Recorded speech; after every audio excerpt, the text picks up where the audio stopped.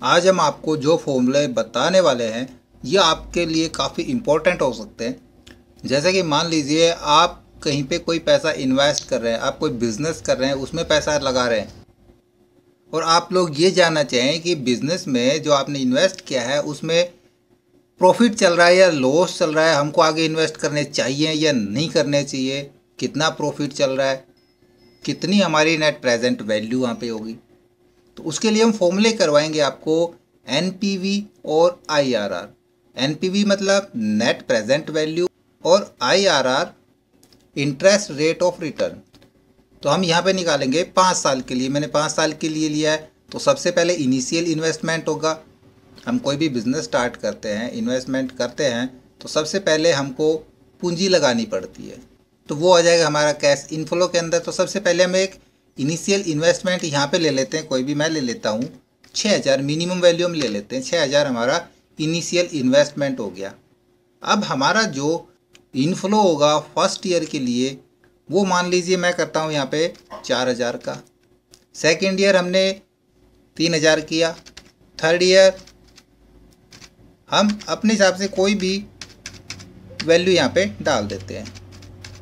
ठीक है, ये तो होगा हमारा कैश इनफ्लो। अब कैश आउटफ्लो हमको मिल रहा है वहाँ पे, यहाँ पे मिला हमको 3,000, 2,500,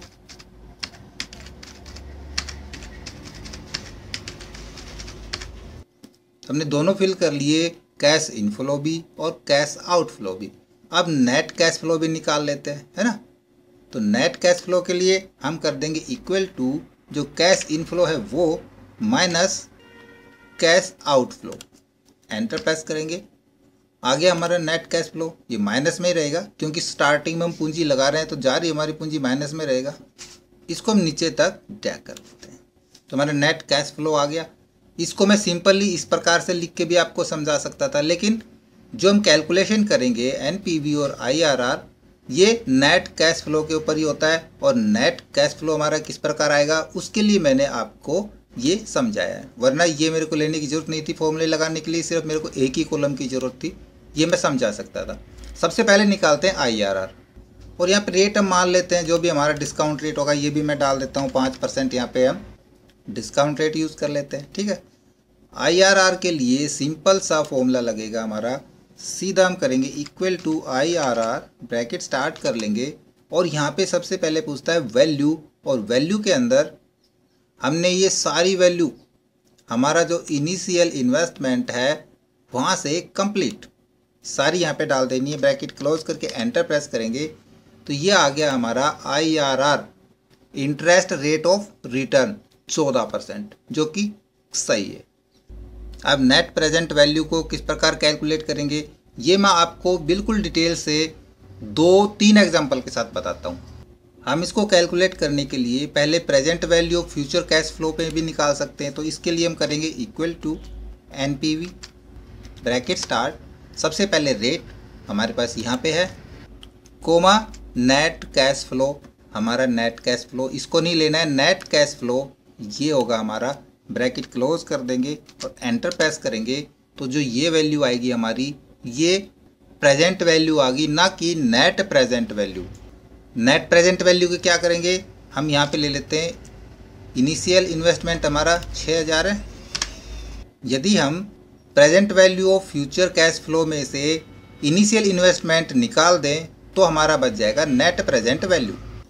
तो निकाल लेंगे, करेंगे इक्वल टू ये माइनस ये, एंटर प्रेस करेंगे तो 2,184 रुपये 38 पैसे हमारी आ गई एनपीवी।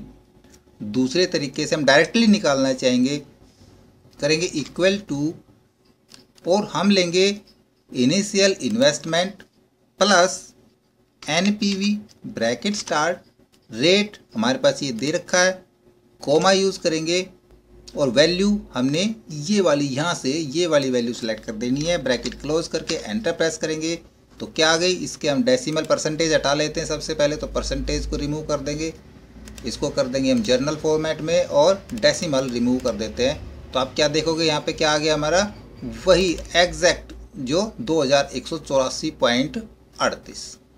अब इसको मैं कैलकुलेट करके दिखाता हूँ कि इसने किस प्रकार ये इंटरेस्ट कैलकुलेट किया, किस प्रकार से एनपीवी कैलकुलेट करी है।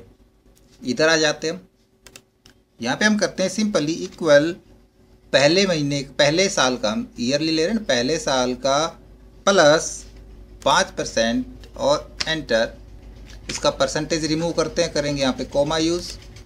ये पहले साल का आ गया। दूसरे साल का हम करेंगे इक्वल टू पहले साल का मल्टीप्लाई पहले साल का S3 मल्टीप्लाई S3 और एंटर प्रेस करेंगे। आ गया दूसरे साल का। इसको हम नीचे तक ड्रैग करेंगे तो उससे पहले हम कर लेंगे इसको फिक्स F4 और एंटर प्रेस करेंगे और इसको हम नीचे तक ड्रैग कर लेंगे। अब हमने डिवाइड करना है जो नेट कैश फ्लो है हमारा, ये डिवाइड बाई जो हमारा एक साल का आ गया, ये हमने इक्वल नहीं लगाया, इक्वल टू ये डिवाइड बाई ये और एंटर प्रेस करेंगे। इसको हम नीचे तक खींच लेंगे। ठीक है, ज़्यादा आ गया डेसिमल रिमूव कर देते हैं, यहाँ पे हम राउंड फिगर में कर लेते हैं। और इक्वल टू जो हमारा इनिशियल इन्वेस्टमेंट एंटर वो भी आ गया। अब करेंगे इसको sum equal to sum bracket start और इनको सभी को हमने सम कर देना है, ब्रैकेट क्लोज एंड एंटर। तो अब यहाँ पे क्या दिखा रहा है 2184 रुपये 38 पैसे। लेकिन इस प्रकार से हम कैलकुलेट करेंगे तो नहीं कर पाएंगे, काफ़ी लंबा प्रोसेस हो जाएगा।